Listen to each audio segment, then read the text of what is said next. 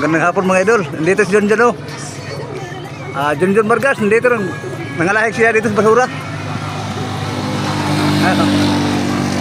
Pambili ng bigas kaya may asawa siya. Walo. Asawa. Walo ang anak.